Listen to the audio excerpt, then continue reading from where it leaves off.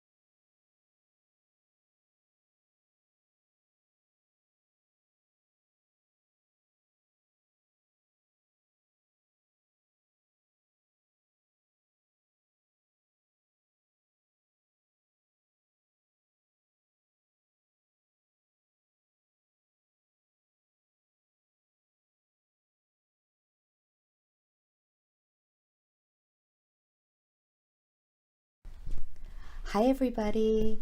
Today we're going to talk about ADHD, but I'm going to talk about a little bit of a different presentation than we see typically. Very often I'll have a case where a parent brings their child to me and they say, you know what, my child's been diagnosed since they were little with ADHD, and we've tried medications and they've seemed to have every side effect in the book, and we just don't understand what's going on and we need help.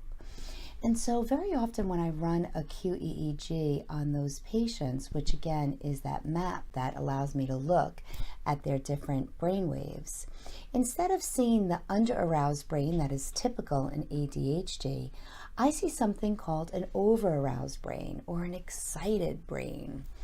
And so an over-aroused brain not only can present in the sense of ADHD in the atypical way, but also things like the child might have anxiety, the child might have tics, the child might have some OCD or compulsive behaviors, sometimes really ruminating over things. If something happens, it's really hard for them to let go. And to explain how that over-aroused brain works, it's almost like when you have a computer and you're on your computer and you have all the tabs open and you have all the circles going on all the tabs and you're trying to complete something but you just can't because there's so much going on in the background. So that's what an over-aroused brain is doing. And that's why it looks like ADHD, right? Because their brain has all these other programs going on in the background and they can't attenuate or focus at the task at hand. So to help kids that have an over-aroused brain and have the challenges of focus and attention issues, typically what we do is we train their brain to go into the lower gears. And when we train their brain to go into the lower gears, their attention can improve because they don't have all this background noise going on. So neurofeedback can be really helpful for that population of children and adults who have ADHD and haven't responded to the medications, or especially if the medications had made them worse. Because typically stimulants are going to speed up the brain. And for 85% of kids who are diagnosed with ADHD and have an under-aroused brain, that's why you can see results with them. But for those 15% of kids who are taking those medications based on their ADHD symptoms, if they have that over-aroused brain, they're not going to do as well. And that's why you see all these side effects. So if this sounds like anybody in your family or friends, please pass along this information to others. Thanks again.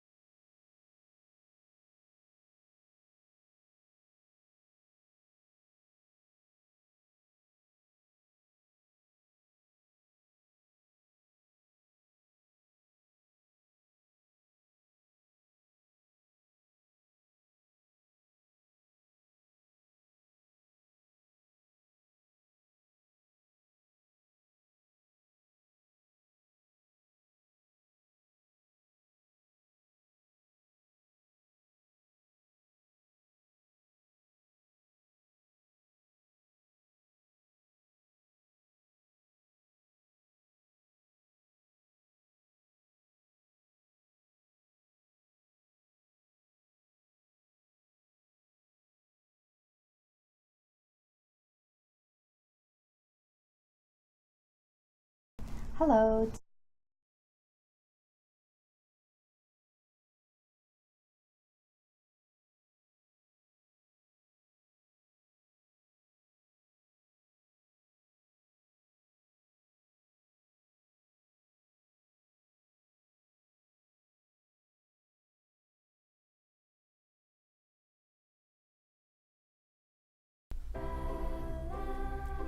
Imagine if you could connect to who you were before the Big C diagnosis.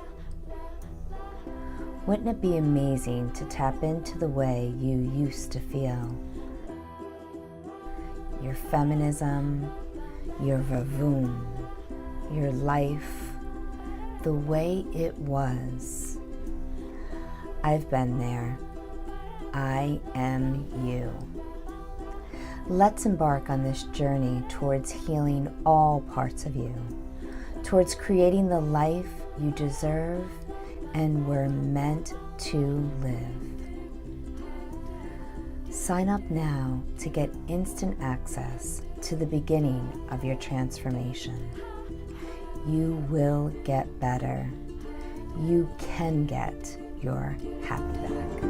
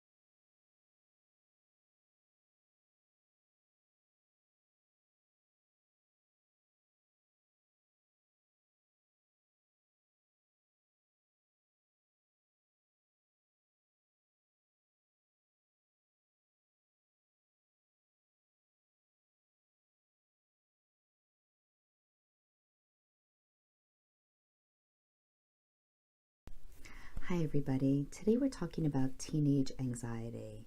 There are a lot of demands on teenagers nowadays.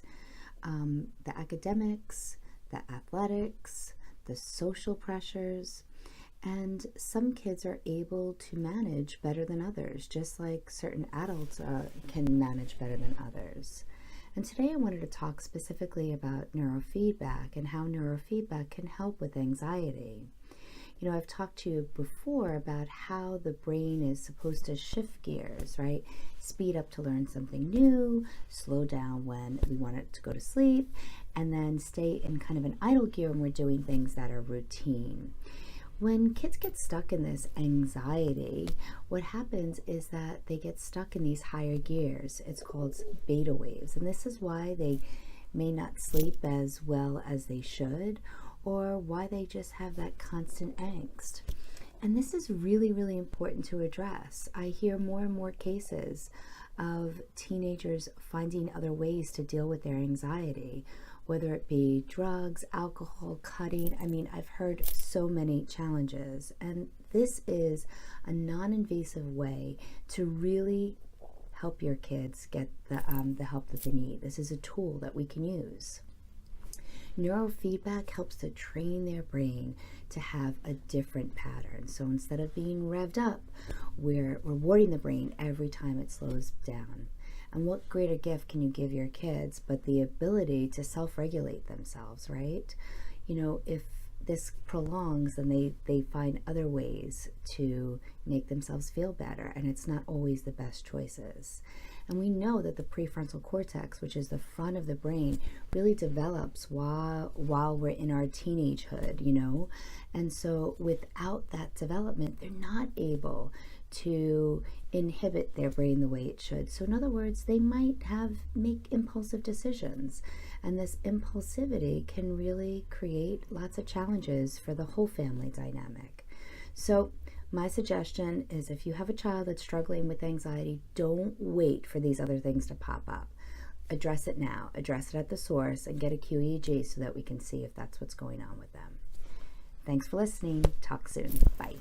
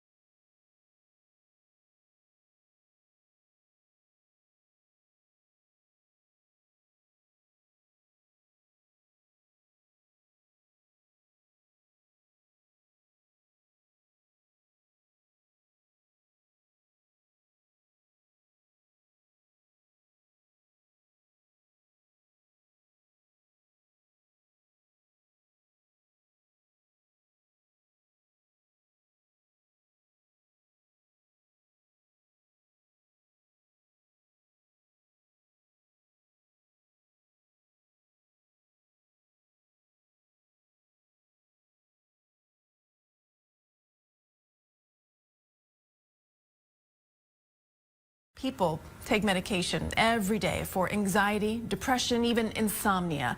But a new technique could make it all go away by simply using your brain power. CBS 2's Andrea Grimes shows us how you can train your brain. When it's light or bright, that's when she's producing the desired brain wavelength. That's right. This patient is manipulating the brightness of the screen with the power of her mind. It's a treatment called brain core therapy. Your brain is constantly being molded with a feedback mechanism, a positive reinforcement to show you that this is the proper brainwave pattern. Positive reinforcement for this therapy entails making a video screen appear lighter, or here, keeping a roller coaster moving smoothly. It works, according to Dr. Carrie Chapino, by patients concentrating on these activities. She says research shows that over time, the brain will establish new connections that can help break the cycle of depression, insomnia, and certain pain. I'm not about to get a facelift, but I can give my brain a lift. Marilyn Sokol says she was having issues with mood, focus, and trouble sleeping, so she tried brain core therapy. I'm really sleeping and not getting up for any reason. She saw other benefits too. I was always a slow reader. I do believe that there has been an improvement.